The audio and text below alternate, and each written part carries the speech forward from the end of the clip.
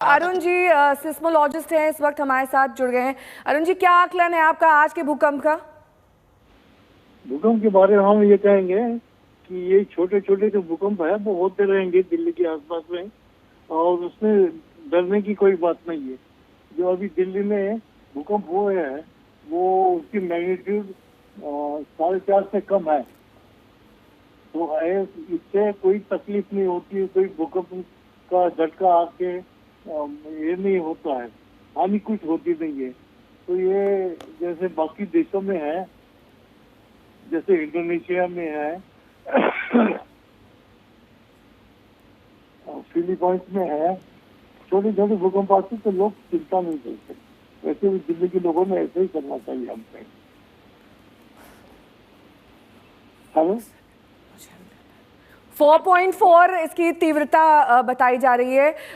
ये हल्के ही श्रेणी में से आंकें। ये जो भूकंप है 4.4 का बहुत मामूली है झटका, इससे कुछ हानि नहीं होती है और ये आते रहते हैं। जो हमारे यहाँ भी इतने बड़े भूकंप नहीं आते हैं। हम आपको मिसाल देंगे। ठीक है, बहुत बहुत शुक्रिया इस तमाम जानकारी के लिए आपका। हमारे 3 संवाददाता भी लगातार जुड़े हुए हैं। कुमार कुणाल का रुख कर लेते हैं। कुमार, जिस तरीके से यहाँ पर सिस्मोलॉजिस्ट भी जानकारी दे रहे हैं कि ये भूकंप आते रहेंगे, इनका आना एक नॉर्मल रूटीन, एक नॉर्मल प्रक्रिया बन जाएगी, ये किस तरफ इशारा करता है?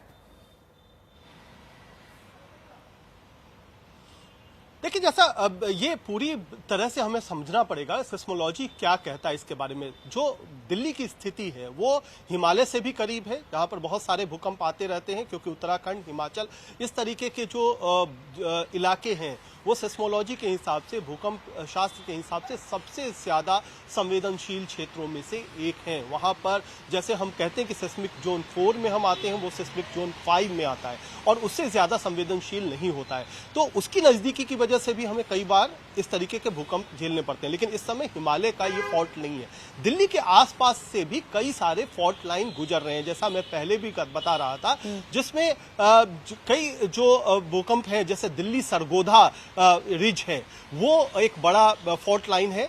इसके अलावा महेंद्रगढ़ हरिद्वार फॉल्ट लाइन है, ये इंपॉर्टेंट है। ये तमाम जो फॉल्ट लाइन है, लगभग 3 फॉल्ट लाइंस हैं जो कि दिल्ली के आसपास से होते हैं, गुजर रहे हैं, और उसी की में जब भी हलचल होती है तो इस तरीके का जो 5 के आसपास का भूकंप दिल्ली के पास अगर उसका केंद्र है तो उसमें आमतौर पर इस तरीके की के फॉल्ट लाइन में हलचल देखी जाती है। हालांकि अभी ये वाला जो भूकंप है झज्जर में जो आया भूकंप 9:04 पर 4.4 की तीव्रता का, उसके में कौन सा फॉल्ट लाइन में हलचल हुई है ये इस पर शोध का विषय है। लेकिन इन्हीं तीनों फॉल्ट लाइन में से किसी एक फॉल्ट लाइन में हलचल हुई होगी। तो बिल्कुल अरुण जी जो बता रहे थे क्या कि बहुत ज्यादा घबराने की बात नहीं है, लेकिन घबराने की बात दिल्ली जैसे इलाके में इसलिए हो जाती है क्योंकि मामूली भूकंप भी अगर ये 4.4 की बजाय 5 से ऊपर का होता, यानी थोड़ा और ज्यादा होता, तो जिस तरीके के स्ट्रक्चर हैं, स्ट्रक्चरल सेफ्टी के लिहाज से दिल्ली के कई सारे बिल्डिंग्स बिल्कुल भी सेफ नहीं है। चंडीगढ़ से भी सहयोगी असीम बस्ती भी जुड़ गए हैं। कुमार, मैं लौटूंगी आपके पास। असीम, वहां पर भी झटके महसूस किए गए?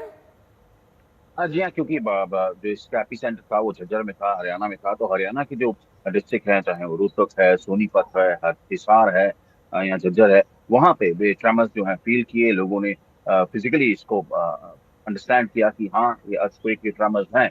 और झज्जर से कुछ विजुअल्स भी आए हैं क्योंकि वो एपिसेंटर था। तो डेफिनेटली, हालांकि पंजाब में बहुत ज्यादा रिपोर्ट्स नहीं है, लेकिन हरियाणा के अलग अलग डिस्ट्रिक्ट से अब रिपोर्ट्स आ रही हैं कि हाँ वहाँ पे भी ये भूकंप के झटके जो है वो फील किए गए हैं, क्योंकि एपिसेंटर भी हरियाणा के झज्जर में ही था। जी बिल्कुल, और हरियाणा के झज्जर में एपिसेंटर यानी कि रोहतक पर इसका असर, कुछ अन्य इलाकों पर असर। इस बीच आशुतोष भी लगातार हमारे साथ जुड़े हैं। आशुतोष, जिस तरह की ड्रिल्स कराई जाती हैं, क्या सोसाइटीज में उनका असर दिखता है? असेंबली एरिया में कुछ लोग एकत्रित दिखाई दिए आपको?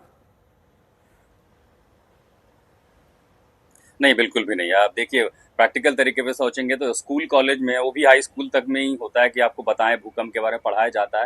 लेकिन उसके बाद धीरे धीरे, मैंने कहा ना, हाई राइज की एक अलग ही प्रैक्टिकल चुनौतियां हैं। भूकंप आया, आपको भागने में भी जब तक जितना समय लगेगा उतने में वो बीत चुका होता है। ये और बात है कि जैसे अभी फील हुआ, अगर ये 5 रिक्टर से ऊपर होता या 5.25 होता, 4.9 के आसपास भी होता, तब जरूर इतना डरावना होता कि लोग भाग करके नीचे किसी सुरक्षित इलाके में चले जाते और काफी देर तक इंतजार करते। फिर मुझे वो नेपाल का मंजर याद आता कि जरा सा भी हिलता था लोग भाग के निकल जाते थे। लेकिन इसी बीच अच्छा आपने जानकारी भी पूछी थी कि पश्चिम यूपी में कितना असर है। मुजफ्फरनगर, सहारनपुर, इन तमाम रुड़की तक जो है ये फील किया गया है, यानी हरिद्वार तक के आसपास का जो इलाका है वहां पर भी कई सारे लोग वही जानकारी बता रहे हैं कि उन इलाकों में भी उन्हें भी भूकंप के झटके महसूस किए। और जाहिर रेडियस में अगर आप देखेंगे 4.4 रिक्टर कम 200-250 किलोमीटर को अपनी चपेट में जरूर लेता है, तो ये महसूस किए गए हैं। आप उम्मीद यही कर सकते हैं कि इसका कोई आफ्टर शॉक ना आए। सुबह सुबह लोग शॉक में ही उठे हैं, ट्रेमर के शॉक में, तो बस कोई अब इससे ज्यादा ना। लेकिन हाँ, एक चीज और भी है कि एनडीआरएफ ने अभी सोशल मीडिया पोस्ट किया। देखिए हमारी एजेंसियां बहुत सक्रिय होने लगी हैं। अर्थक्वेक आए, उन्होंने तुरंत डूज एंड डोंट्स के लिए बाकायदा एक एडवाइजरी जारी कर दी और ये करें, ये ना करें। आगे लोगों में जहां जागरूकता होती है डर में भाग जाते हैं। अब जब तक यहां से इतनी ऊंचाई से भागेंगे तब तक तो भूकंप भी बीत चुका होता है। ठीक है, 10 सेकंड क्योंकि इसकी समय सीमा थी, तो जाहिर तौर पर जब तक लोग सजग और सचेत हो पाते और किसी सुरक्षित स्थान पर जाते, ये भूकंप खत्म हो गया था। हिमांशु मेरे सहयोगी जुड़े हुए हैं गुरुग्राम से। हिमांशु, गुरुग्राम में क्योंकि आपकी मौजूदगी है, वहां पर किस तरीके की हलचल दिखाई दी? कई बार लोग शॉक में आ जाते हैं, वो 10 सेकेंड काफी भारी होते हैं, उसके बाद जब तक उनको रियलाइज होता है तब तक वो वक्त बीत जाता है और उसके बाद वो अपने अपने काम पे चले जाते हैं। कितनी देर तक आप उस चीज को महसूस कर सकते हैं? 10 सेकेंड तो बहुत कम समय सीमा है। बिल्कुल 10 सेकंड का जो समय था, शायद यही वजह है कि लोग जब तक समझते और जब लोगों को समझ में आया कि भूकंप है तब तक वो वक्त, वो पीरियड बीत चुका था, इसलिए लोग थोड़ा रिलैक्स हो गए। हालांकि कुछ लोग जो आफ्टर शॉक के बारे में जानते हैं वो ज़रूर उनके अंदर थोड़ी घबराहट थी और हमने कुछ लोगों से बात की, उन्होंने कहा कि वो ज़रूर बाहर की तरफ या ओपन इलाके में आए। लेकिन आम तौर पर अगर आप ज़्यादा संख्या की बात करेंगे तो लोगों को पता नहीं चला, क्योंकि ये जो वक्त था सुबह 9:04 पे ज़्यादातर लोग थे, वर्किंग डे है आज, ज़्यादातर लोग ऑफिस के लिए निकल चुके थे, घरों में कम लोग थे। तो ऐसे में सड़क पर जो लोग थे, अब सड़क पर आप देखिए यहाँ पर अलग ही चुनौती है, ट्रैफिक है, पानी है। ऐसे में भला 4.4 भूकंप लोगों को कैसे पता लगता।